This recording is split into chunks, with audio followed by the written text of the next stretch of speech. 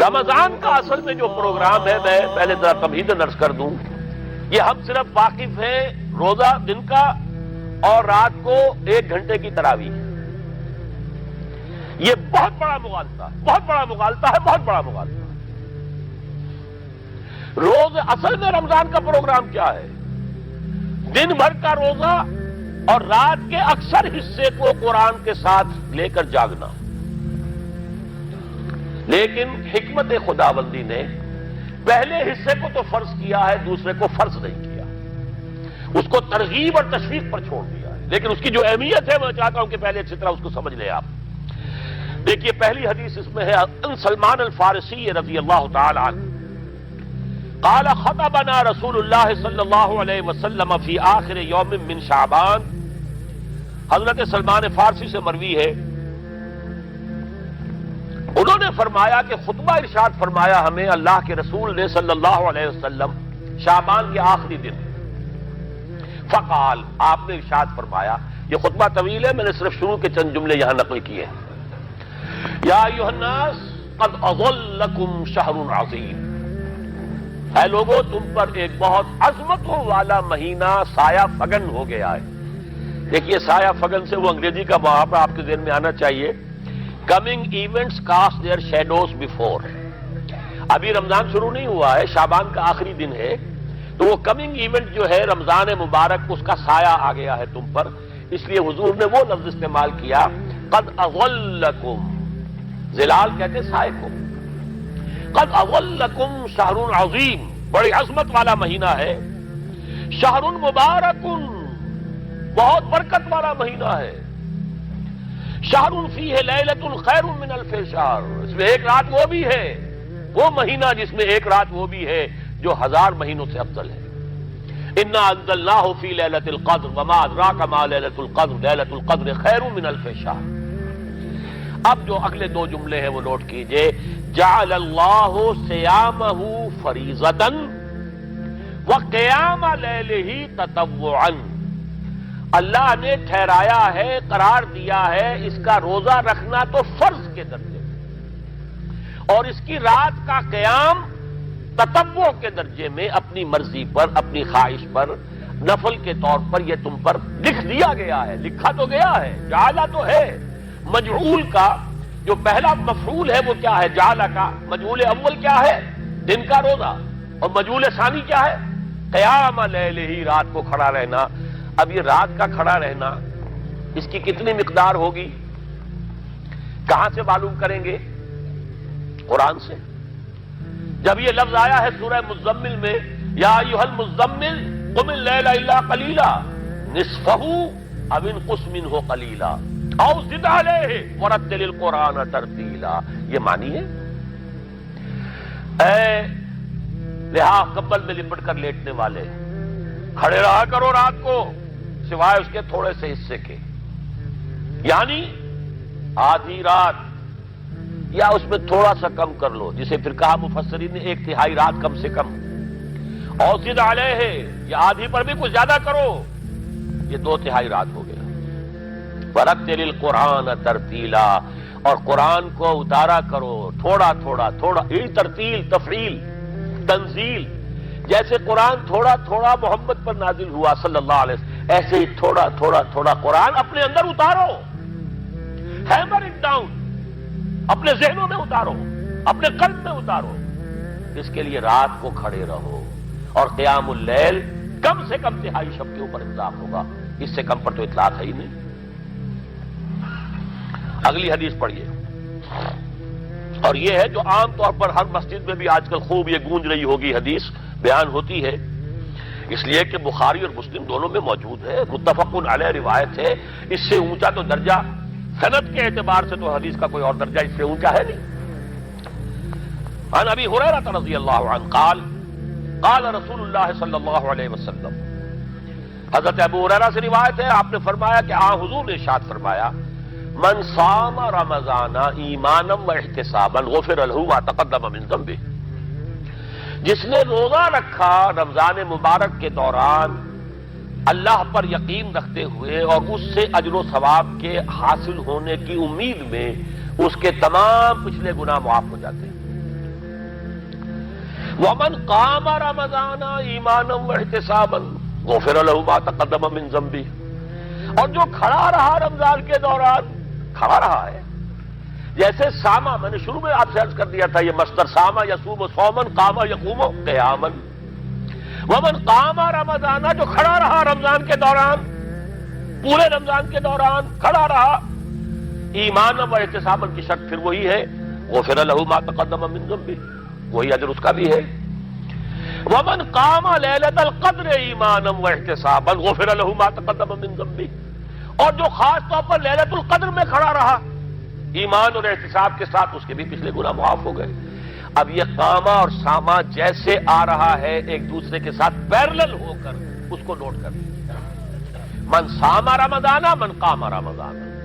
کیا یہ 1 گھنٹے کی تراویح جو ہے اس پر پوری اترتی ہے کہ نسبت خاک رابع عالم پاک ہوتا، کوئی اس میں ریشو پروپورشن جڑتی نہیں؟ اگلی حدیث بھی پڑھ لیجیے، یہ وہی آگے عبداللہ ابن عمرو بن العاص رضی اللہ تعالی عنہما، جن کے بارے میں نے عرض کیا تھا، بہت ہی زاہد منش، بڑے عابد، ہر روز روزہ اور پوری رات نماز پڑھتے تھے، وہ راوی ہیں اس کے۔ عن عبداللہ ابن عمرو رضی اللہ عنہما ان رسول اللہ صلی اللہ علیہ وسلم قال الصیام والقرآن یشفعان للعبد، روزہ اور قرآن دونوں بندے کے حق میں شفاعت کریں گے۔ یقول الصیام، روزہ یہ کہے گا اے رب، اے پروردگار، انی منعتہ الطعام والشہوات بالنہار، میں نے تیرے اس بندے کو روکے رکھا کھانے پینے سے اور شہوت سے دن کے وقت، فشفینی فی، میری وجہ سے روکا رہا، یہ کھانے کو اچھے سے اچھے جو ہے وہ موجود تھے کھانے، اور پینے کے لیے اعلیٰ سے اعلیٰ مشروب تھے، یہ رکا رہا میری وجہ سے کہ روزہ رکھا ہوا تھا، اور جیسا میں نے کہا منکوحہ بیوی موجود تھی لیکن رکا رہا، تھامے رکھا اس نے اپنے آپ کو میری وجہ سے، تو میری شفاعت اس کے حق میں قبول فرما۔ وَيَقُولُ الْقُرْآنُ، اور قرآن یہ کہے گا مَنَعْتُهُ النَّوْمَ بِاللَّيْلِ، میں نے اسے روکا رکھا رات کو سونے سے، فَشَفِّعْنِي فِيهِ، تو پروردگار میری شفاعت اس کے حق میں قبول فرما، فَيُشَفَّعَانِ، تو ان دونوں کی شفاعت قبول کی جائے گی۔ سوال یہ ہے کہ کیا روزہ 1 گھنٹے کا یا 2 گھنٹے کا ہے؟ تو یہ قیام جو ہے یہ 1 گھنٹے کا کیسے ہو گیا؟ تو میں نے پہلے کوسچن مارک آپ کے ذہن میں کھڑا کر دیا، اب جواب سنیے اس کا۔ جواب یہ ہے کہ اس کو اللہ تعالیٰ کی حکمت یہ تھی کہ اسے فرض نہ کیا جائے، اس کو معلوم ہے، عَلِمَ أَنَّ سَيَكُونُ مِنكُم مَّرْضَىٰ وَآخَرُونَ يَضْرِبُونَ فِي الْأَرْضِ يَبْتَغُونَ مِن فَضْلِ اللَّهِ وَآخَرُونَ، اللہ کے علم میں ہے میرے کچھ بندے ہوں گے بیچارے غریب مزدور، دن بھر مشقت کریں گے، محنت کریں گے، وہ روزہ ہی رکھ لیں، بہت بڑی بات ہے، بہت بڑی بات ہے۔ اور رات بھر کا قیام کیسے کریں گے؟ 2/3 رات کیسے کھڑے رہیں گے؟ آدھی شب کیسے ممکن ہے؟ لہذا فرض نہیں کیا، حضور نے بھی فرض نہیں کیا، نہ اس کو آپ نے لازم کیا، نہ اس کے لیے وہ زوردار جو لوگوں سے کہا کہ ضرور پڑھو، چھوڑ دیا پڑھو، اور سب لوگ پڑھتے تھے اپنے طور پر۔ اب یہ کہ کوئی آدھی رات کھڑا ہے، کوئی 1/3 رات ہے، کوئی پوری رات ہے اللہ کے بندے، لیکن 3 دن حضور نے یہ باجماعت نماز پڑھا دی، لیکن پڑھائی ہے وہ تہجد کے وقت، یعنی لوگ رات کے وقت جو بھی ہے کھڑے ہیں، جاگ رہے ہیں، قرآن پڑھ رہے ہیں، لیکن یہ کہ خاص تہجد کے وقت آپ اپنے حجرے سے برآمد ہوئے تو لوگ جمع ہو گئے، آپ کے گرد جمع ہو گئے، آپ نے 3 دن یہ 8 رکعتیں جو تہجد کی حضور کی ہوتی تھی، وہ آپ نے 8 رکعتیں پڑھائیں باجماعت، لیکن وہ وقت تہجد کا تھا، یہ نوٹ کر لیجیے۔ 4تھے دن بھی صحابہ منتظر رہے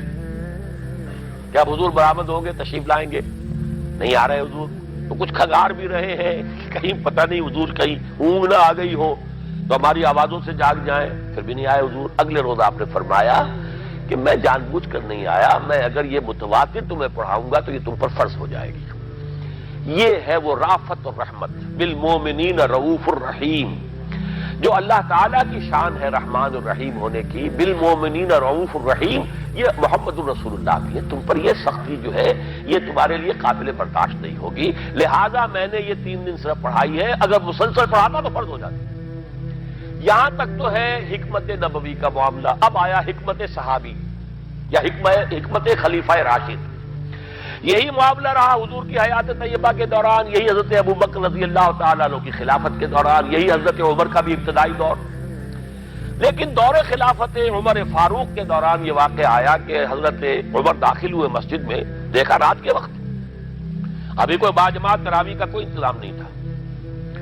آپ نے دیکھا کچھ لوگ مسجد کے اس کونے میں کھڑے ہیں، ایک حافظ ہے، ساتھ تو حافظ نہیں ہوتے تھے نا، تو کوئی حافظ ادھر، انہوں نے 5 6 7 8 آدمیوں نے کسی حافظ سے گزارش کی، وہ انہیں قرآن سنا رہا ہے، وہ کھڑے سن رہے ہیں، کوئی دوسرے کونے میں ایک دم گھٹا ہے کہ اس کے تیسری طرف ہے، کہیں ہے، ٹولیوں کے اندر لوگ جو ہے وہ قیام اللیل کا حق ادا کر رہے ہیں۔ آپ نے فرمایا کیا ہی بہتر ہو کہ یہ سب جمع ہو جائیں کہ امام کے پیچھے، اور پھر یہ کہ اسے عشاء کے ساتھ متصل رکھ دیں، تاکہ جس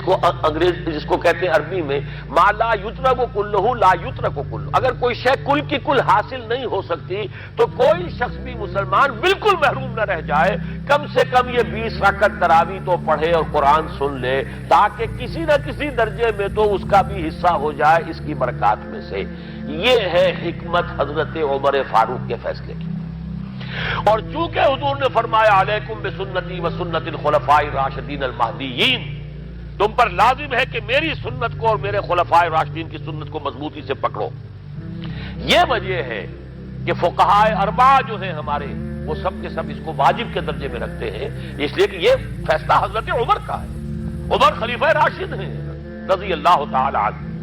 لہذا یہ نظام بن گیا تراویح کا۔ اب میں اس کی نفی نہیں کر رہا، لیکن جو شخص سمجھتا ہے کہ اس سے اصل حکمت اور غرض و غایت پوری ہو گئی، وہ مغالطے میں مبتلا ہے۔ یہ تو علی الاقل کم سے کم اس درجے میں کہ ہر مسلمان کم سے کم اس درجے تک تو جو ہے وہ کچھ نہ کچھ حظ حاصل کر ہی لے، اور وہ اس سے محروم نہ ہو بالکل ہی۔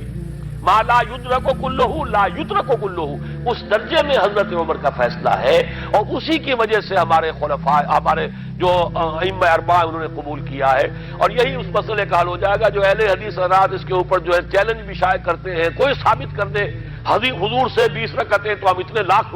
ہم بھی کہتے ہیں کہ حضور سے ثابت نہیں ہے، کون کہتا؟ دعویٰ ہی نہیں، یہ تو حضرت عمر کا فیصلہ ہے، حضرت عمر کا فیصلہ، خلیفہ راشد کا فیصلہ، اس کو امت نے قبول کیا ہے، لہذا وہ نظام ہے، رہے گا۔ اور یہی جو ہے آپ کو معلوم ہے، حالانکہ یہاں اکثریت جو ہے وہاں پر وہ اہل حدیث حضرات کی ہے سعودی عرب میں، حرمین میں وہی 20 رکعت تراویح ہوتی ہے، اس لیے کہ وہ ان کا جو آفیشل مسلک ہے وہ مسلک حنبلی، حنفی نہیں ہے، تو حنبلی مسلک میں بھی یہی ہے، شافعی میں بھی یہی ہے، مالکی میں تو 36 تک کی روایتیں موجود ہیں، 36 رکعت، لیکن یہ ہے کہ یہ ہے وہ 20 رکعت تراویح کا معاملہ، اس کی نفی میری بات سے نہ سمجھ لیجئے گا، وہ ٹھیک ہے، حضرت عمر کا فیصلہ ہے۔ پھر یہ کہ یہ آسان ترین ہے کہ عشاء کے ساتھ ہی متصل پڑھ لی، اور آج تو ہماری نیند کا کوئی حصہ اس میں جاتا ہی نہیں، کون سوتا ہے اس سے پہلے سوال ہی پیدا نہیں ہوتا، لیکن یہ جو کہہ رہے کہ قرآن کہے گا میں نے اسے نیند سے روکے رکھا، اس کا حق کہاں ادا ہوا؟ اس کا حق تو ادا ہوگا کہ تہائی ورنہ نصف شب کے لگ بھگ آپ جاگے قرآن کے ساتھ۔ اب سمجھیے اس کی غرض و غایت کیا ہے۔ اگر قرآن رمضان کا یہ دوگنا پروگرام سامنے آ گیا، اصلاً جو مطلوب ہے دن بھر کا روزہ اور رات کے اکثر حصے کا کم سے کم نصف شب جو ہے اس میں جاگنا قرآن کے ساتھ، اب اس کی جو حکمت اور غرض و غایت ہے وہ بھی اب آپ 2 درجوں میں سمجھیے۔ رمضان کا اب 2 اچھا پروگرام، دن میں روزہ رکھو، اس روح کو مزمحل کرو، اس روح کو مزمحل کرو گے، اس میں جسم کو مزمحل کرو گے، حیوانی وجود کو، تو ہی اس روح کو کچھ ریلیف ملے گا۔ بھاری بوجھ کسی کے قدموں میں پڑا ہوا ہے، وہ کیسے اوپر اٹھے گا؟ ذرا اس کے نیچے جو وزن ہے، لنگر بھاری ہے، جہاز کا کیسے چلے گا؟ لنگر تو اٹھاؤ، تو اس طریقے سے وہ ذرا بوجھ سے اس کو تھوڑا سا ریلیف دو، رات کو کھڑے ہو جاؤ، اب اپنی روح پر نازل کرو اللہ کے کلام کو۔ تیرے ضمیر پہ جب تک نہ ہو نزول کتاب، گرہ کشا ہے نہ راضی نہ صاحب کشاف۔ اب یہ پھوار پڑ رہی ہے تمہارے اوپر، تمہارے اندر اس کو جذب ہونا چاہیے۔ اس سے کیا ہوگا؟ روح کو تقویت حاصل ہوگی۔ اس کو مثال سے پہلے سمجھا دوں، کوئی شخص پیاس سے مر رہا تھا، اس درجہ پیاسا تھا کہ اس کے اوپر بے ہوشی بھی طاری ہو گئی۔ کوئی شخص آیا، اس نے پہلے اس کو پانی کے چھینٹے دیے، کچھ ہوش میں آیا، اب اسے پانی کا کوئی کٹورا لگا دیا اس کے منہ سے، پانی کے ایک گھونٹ کی جو لذت اسے اس وقت محسوس ہوگی، کیا کبھی زندگی میں کسی کو محسوس ہو سکتی؟ یہ پانی کتنی بڑی قیمت ہے، قیمتی شے ہے، یہ تو اسی سے پوچھئے جسے شخص پیاس لگی تھی اور پیاس کی وجہ سے بے ہوش ہو گیا۔ اسے پانی کا ایک گھونٹ، جیسے کہ آپ تصور کر سکتے ہیں پیاس سے کوئی مر رہا ہو بادشاہ، وہ اپنی پوری سلطنت دے دے گا، مجھے ایک کٹورا پانی دے دو بابا، لو سلطنت دے، جان سے جا رہا ہوں میں تو۔